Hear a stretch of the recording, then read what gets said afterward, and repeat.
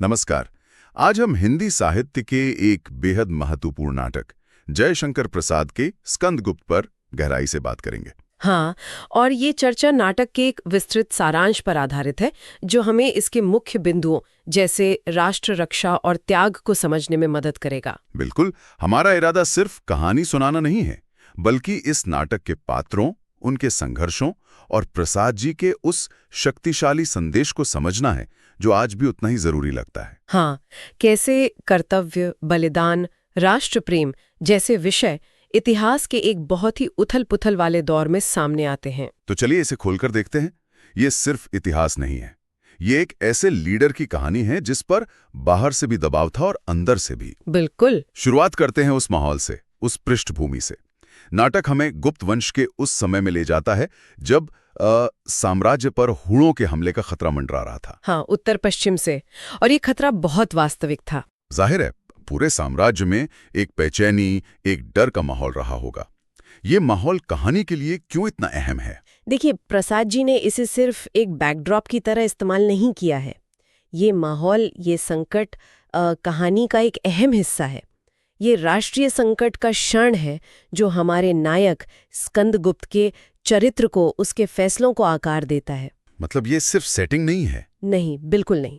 सारांश में भी जो भय और अनिश्चितता का जिक्र है वो दिखाता है कि दांव पर क्या लगा था। सिर्फ एक गद्दी नहीं, बल्कि पूरे देश की सभ्यता, संस्कृति का सवाल था। यही तनाव कहानी को आगे बढ़ाता है। सही कहा। और इसी मुश्किल माहौल में एंट्री होती है हमारे नायक स्कंदगुप्त की।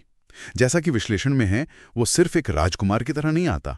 नहीं, नाटक की शुरुआत में ही हम उसे युद्ध के मैदान में देखते हैं, एक योद्धा के रूप में। हाँ, एक वीर योद्धा, एक कुशल रणनीतिकार। मतलब परिचय पद से नहीं, काम से होता है। बिल्कुल।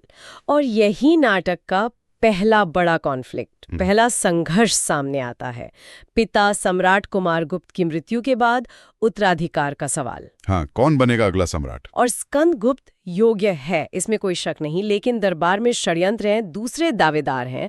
और यहाँ देखने वाली बात यह है कि स्कंदगुप्त की पहली प्रतिक्रिया क्या होती है। क्या करता है वो सत्ता की इस खींचतान में नहीं पड़ता। स्रोत बताता है कि उसका ध्यान फौरन देश पर मंडरा रहे खतरे, यानी हूणों से रक्षा पर जाता है। राष्ट्र पहले, ये उसके चरित्र की पहली झलक है। और यही कहानी एक बहुत ही चौंकाने वाला मोड़ लेती है। स्कंदगुप्त जो योग्य है, जो शायद सबसे बड़ा दावेदार है, हाँ। वो सिंहासन ठुकरा देता है। ये बात थोड़ी समझ से परे लगती है। क्यों भला? ये नाटक का एक बहुत ही पावरफुल पॉइंट है। स्रोत इसे महान त्याग कहता है।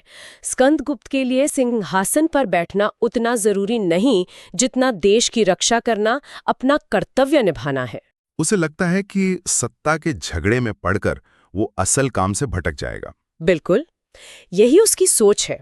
इसलिए वो न सिर्फ सिंहासन ठुकराता है, बल्कि एक सादा जीवन चुनता है, लगभग गुमनामी का, और पर्दे के पीछे रहकर गुप्त रूप से देश की सेवा करने का फैसला करता है। ये तो हीरो की पारंपरिक छवि से बिल्कुल अलग है। हम तो कहानियों में नायकों को सिंहासन के लिए लड़ते देखते हैं। हाँ, यही प्रसाद जी की खासियत है। ये हमें सोचने पर मजबूर करता है कि सच्चा नेतृत्व क्या है।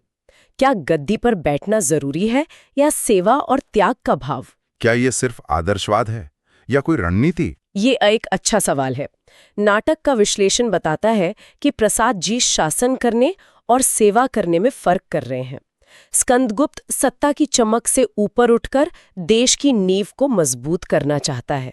ये त्याग उसे नैतिक रूप से और शक्तिशाली बनाता है। और ये त्याग सिर्फ सिंहासन तक ही नहीं है। नाटक में प्रेम का पहलू भी है। मालवा की राजकुमारी कामिनी का जिक्र है। हाँ, कामिनी स्कंदगुप्त से प्रेम करती है, लेकिन स्कंदगुप्त यहाँ भी अपने कर्तव्य के रास्ते पर ही रहता है। वो इस प्रेम को स्वीकार नहीं करता। ये उसके आत्मसंयम को दिखाता है। बिल्कुल। और इसी कड़ी में मालविका का पात्र भी बहुत अहम है।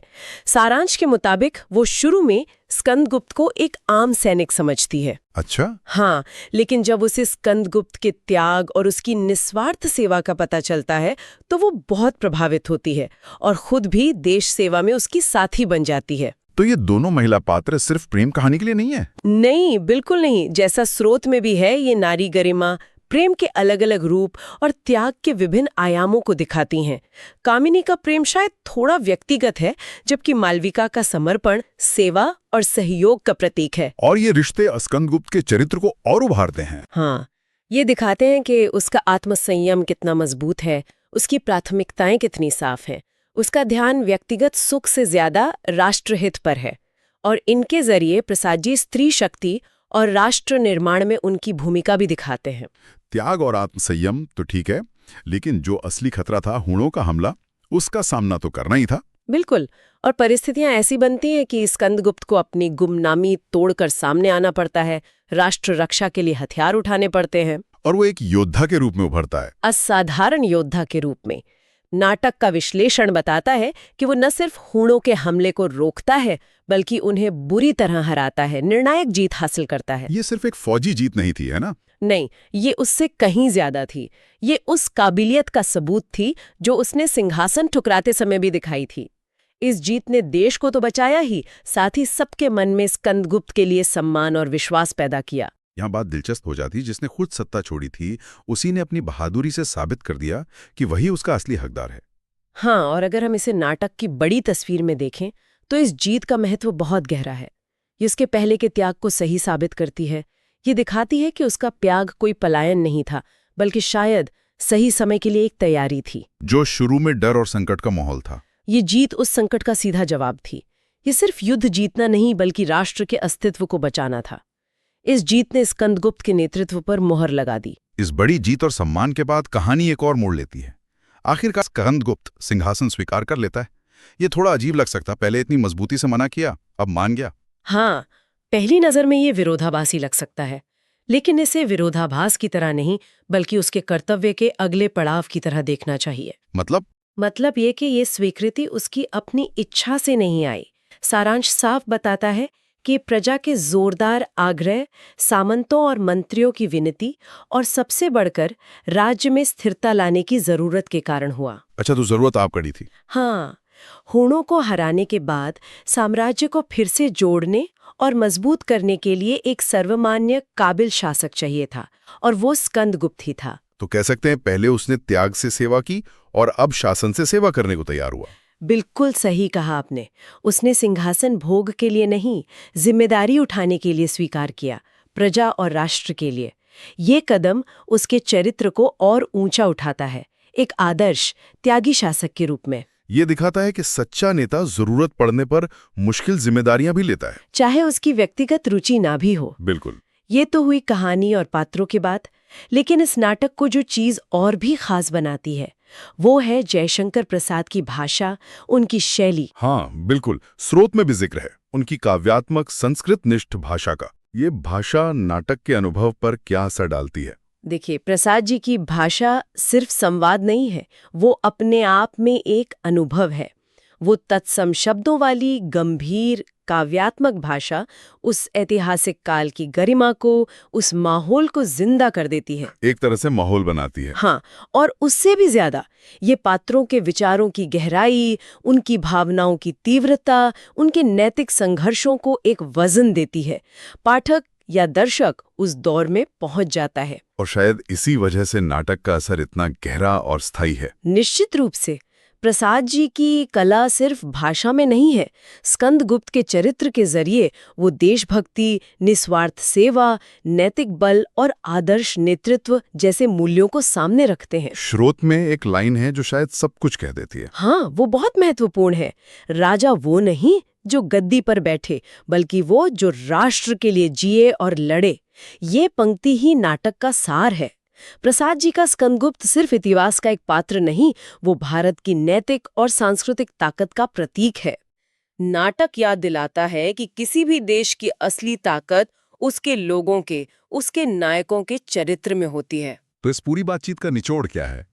स्कंदगुप्त की यात्रा सिंहासन ठुकलाने से लेकर उसे स्वीकार करने तक, त्याग, सेवा, वीरता और फिर जिम्मेदारी, इस पूरी यात्रा में वो त्याग और आदर्श नेतृत्व का प्रतीक बना रहता है। हाँ, मुख्य बातें एकदम साफ है।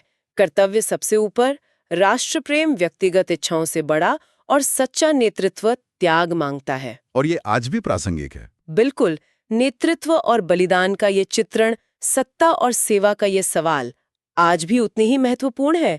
स्कंदगुप्त हमें सोचने पर मजबूर करता है कि नेतृत्व सिर्फ एक पद नहीं, एक गहरी जिम्मेदारी है जिसे निस्वार्थ भाव से निभाना होता है। सचमुच ये नाटक हमें इतिहास से तो जोड़ता ही है, नेतृत्व और नागरिक कर्तव्य पर गहरे सबक भी देता है। और इसी के साथ हम एक सवाल श्रोताओं के लिए छोड़ सकते हैं जो स्रोत से ही निकला है पर हमें अपने समय पर सोचने को कहता है। स्कंदगुप्त की कहानी को देखते हुए आज के समय में सिर्फ सत्ता के पद पर होना ही काफी है या राष्ट्र की सच्ची सेवा को परिभाषित करने वाले गुण कुछ और हैं? वो गुण क्या हो सकते हैं? सोचने वाली बात है। इस पर विचार जरूर करना चाहिए।